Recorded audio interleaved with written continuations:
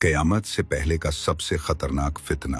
हजरत मोहम्मद मुस्तफ़ा सल्लल्लाहु अलैहि वसल्लम ने फरमाया, याजूज और माजूज हर दिन उस दीवार को खोदते हैं जिसे अल्लाह ताला ने उनके और दुनिया के बीच खड़ा किया है। जब वो दीवार के करीब पहुंच जाते हैं तो कहते हैं कल वापस आएंगे, लेकिन जब अगली सुबह लौटते हैं दीवार पहले जैसी मजबूत होती है। फिर एक दिन वो कहेंगे इंशा अल्लाह कल पूरा करेंगे, और अगली सुबह वो दीवार को तोड़ देंगे। जब वो दीवार को तोड़कर दुनिया में दाखिल होंगे, उनकी तादाद इतनी ज्यादा होगी कि पूरे के पूरे दरिया पी जाएंगे। वो हर पहाड़ और हर वादी को कुचल डालेंगे। जमीन फितनों से कांप उठेगी, लोग चीखेंगे, भागेंगे, लेकिन कोई पनाह नहीं मिलेगी।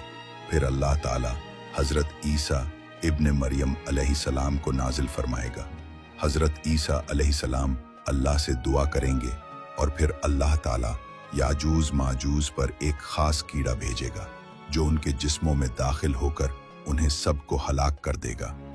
जब ऐसा फितना पूरी दुनिया को हिला देगा तो सिर्फ एक चीज बचाएगी, हजरत मोहम्मद मुस्तफ़ा सल्लल्लाहु अलैहि वसल्लम की सीरत, अल्लाह पर सच्चा ईमान और दिल से निकली हुई दुआ। क्या आप जानते हैं ऐसे दो फरिश्तों के बारे में कि जिनसे शैतान भी डरता है?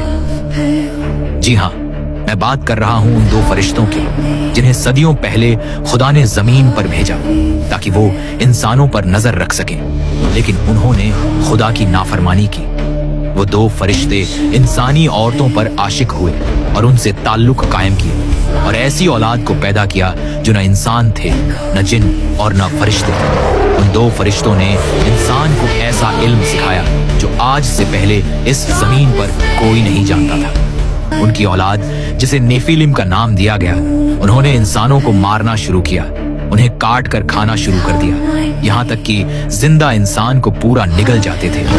तब खुदा ने जमीन को साफ करने के लिए भेजा एक ऐसा पानी का तूफान जो अब तक जमीन की तारीख में कभी नहीं देखा गया था।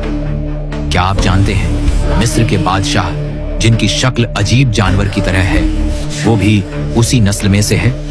अगर आप इस बारे में वीडियो चाहते हैं तो हमें कमेंट में जरूर बताएं। और क्या हो अगर वो दो फरिश्ते जिन्हें कैद कर दिया गया जमीन के अंदर पहाड़ों के नीचे, अगर वो दोबारा वापस आ जाएं?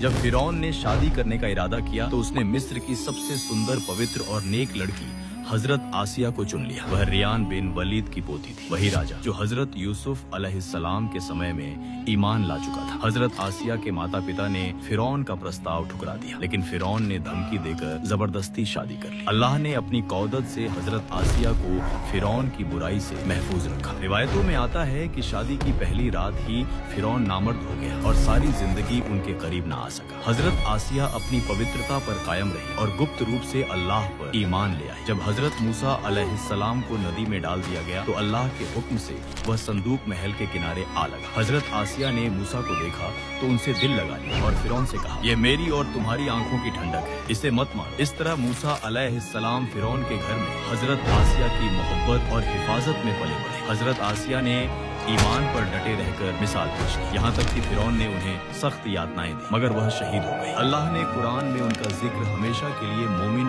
औरतों के लिए मिसाल बना।